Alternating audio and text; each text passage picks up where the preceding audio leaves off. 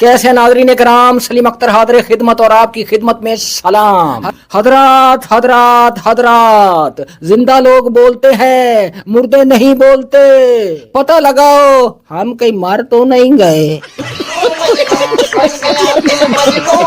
एक दूसरे को ललकारने वाले, एक दूसरे की लंगोटियां उतारने वाले सारे सियासतदान जाती मफाद, अनाद और अनाज की खातिर एक जान हो गए हैं। एक दूसरे को काफिर काफिर कहकर एक दूसरे पर धाड़ने वाले स्पीकर फाड़ जज्बाती मौलवी जाती मफाद और अनाज की खातिर एक ही दस्तरखान पर बराजमान हो गए हैं। और अगर कोई अपने मफाद के लिए एक साफ में खड़ा नहीं हुआ तो वो हम 24 करोड़ अवाम हैं। अपने मुतालबात मनवाने के लिए रक्शे वालों की भी एसोसिएशन होती है, तंदूर वालों की भी एसोसिएशन होती है। बतौर कौन हम 24 करोड़ लोगों की कोई एसोसिएशन नहीं है। मकौल अच्छन भाई की अक्सरियत की जहालत का अंदाजा आप इस बात से लगा लीजिए कि खुद दाल रोटी के लिए तरसने वाले लोग सवा सवा मन की तोंद वाले 1.5 टन के चंदाखोरों को बकरे खिलाते हैं, अपनी चमड़ी धूप पर जलाकर चंदाखोरों के पेट की चर्बी बढ़ाते हैं। हालांकि तारीख गवाह है कि ये चंदाखोर कभी मजलूम की आवाज नहीं उठाते हैं। सबका खैरात की बात करें तो दुनिया में सबसे ज्यादा वतन अजीज में खैरात दी जाती है, जिसका नुकसान ये हुआ कि दिन ब दिन चंदाखोरों और भिखारियों की तादाद बढ़ती जाती है। बकौल अच्छन भाई के बाकी दुनिया के मुखैर हजरात अपने मुल्कों में कारोबारी पैदा करते हैं, हमारे मुखैर हजरात भिखारी पैदा करते हैं।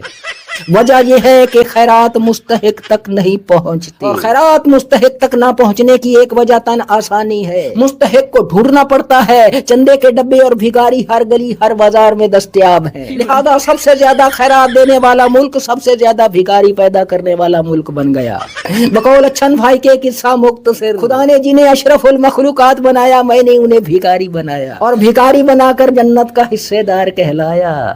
तो सजनों बेलियों भाइयों बहनों, बातों बातों में इधर उधर निकल गया था। अब आते हैं असल मुद्दे पर। माशाल्लाह हमारे बहुत सारे मौलवी हजरात जनरल साहब की खिदमत में पेश हुए। जनरल साहब के साथ वो फॉर्म 47 वाले वजीर आजम भी थे, उनके सामने पेश हुए और एक बार बढ़ चढ़कर भाई साहब, एक ने बोला कि ये, दूसरा बोला ने पकड़ लिया, उसने दूसरा पीछे से आया भाई मियाँ, उसने उस एक दूसरे मौलवी को पकड़ लिया, मुझे तकिल्ला। और भाई साहब इतनी देर में एक और तीसरा आया, उसने उसको पकड़ा, चल तो ये मेरा काम है, मैं इसको तुमसे ज्यादा बेहतर तरीके से सरंजाम दे सकता हूँ, पीछे हट।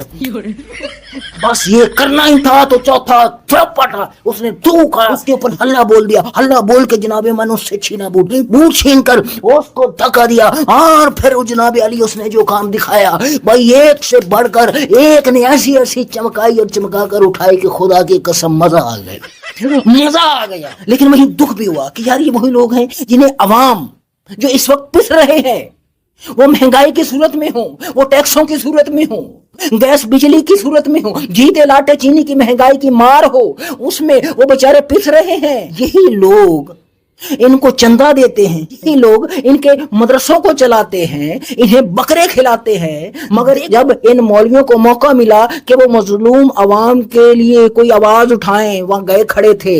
जी हाँ, करता धरता के सामने पेश हुए खड़े थे। वहां इतना ही कह देते कि भाई साहब ये मसाइल हैं, चादर चार दीवारी का तकद्दुस, औरतों को घसीटना रोडों पर ये जायज नहीं है। यार वहां जाकर तुम लोग यही काम कर रहे थे हैं।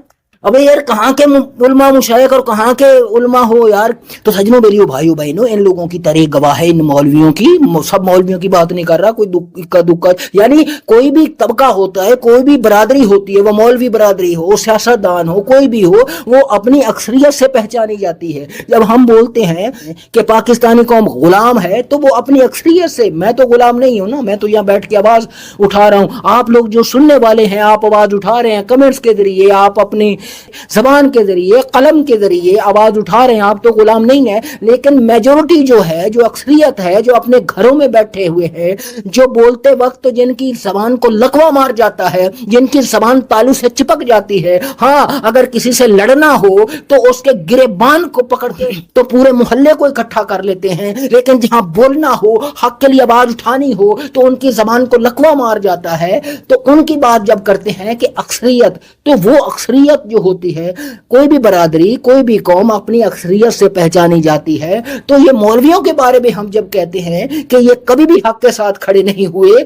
تو ان کی اکثریت کو دیکھتے ہوئے ہم بولتے ہیں۔ تو مجھے بڑا دکھ ہوا بھائی، چیف صاحب کے پاس ضرور جائیں، ٹھیک ہے، وہ چاہے چیف منسٹر ہو یا چاہے چیف آف آرمی سٹاف ہو، فیلڈ مارشل ہو، ضرور جائیں ان کے ساتھ، ان کے لیے ان کی ہمت بڑھائیں، ان کی تعریفیں کریں، مگر وہاں عوام کا بھی کوئی تھوڑا بہت مدعا رکھ دیں کہ بھائی عوام میں بہت زیادہ لوگ ہیں جو غیر ملکی سمندروں میں نوجوان ہمارے ڈوب کے مر رہے ہیں، یعنی بے روزگاری ہے، ان کے بارے میں تھوڑا بہت سوچا جائے۔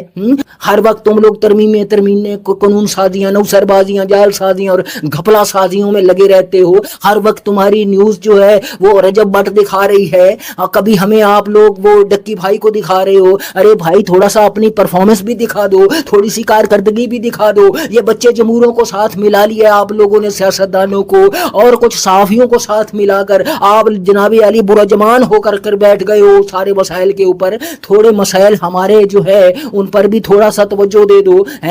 تو سجنوں بیلیوں بھائیوں بہنوں، تو مولوی حضرات جو نا تھوڑا بچ کے رہے۔ میں کہتا ہوں یتیموں، غریبوں، مسکینوں، عورتوں، بیوہ عورتوں، ٹھیک ہے، یتیم بچوں کو گھروں میں جا کر کے چندے دیں، ان کے لیے کچھ کرے، تھوڑا سا تردد کریں تھوڑا، اور اپنے صدقات خیرات جو ہے وہ ان کو دو۔ تو بھائی میاں یہ سوا من کی توند والے 1.5 ٹن کے چندہ خوروں کو اگر آپ اپنی خیرات صدقات دو گے تو مجھے نہیں لگتا کہ آپ اپنا جنت میں گھر بنا پاؤ گے۔ اللہ رب العزت جس کو دینا چاہے دے مجھے، لیکن اللہ رب العزت سب سے بڑا انصاف کرنے والا ہے۔ اگر آپ اپنے چندہ کے ساتھ، اپنے خیرات کے ساتھ، صدقات کے ساتھ ہی انصاف نہیں کرو گے تو پھر اللہ رب العزت آپ کے ساتھ یا میرے ساتھ یا کسی کے بھی ساتھ انصاف کیسے کرے گا؟ خدا تعالی ہم سب کا حامی و ناصر ہو۔ پاکستان زندہ باد۔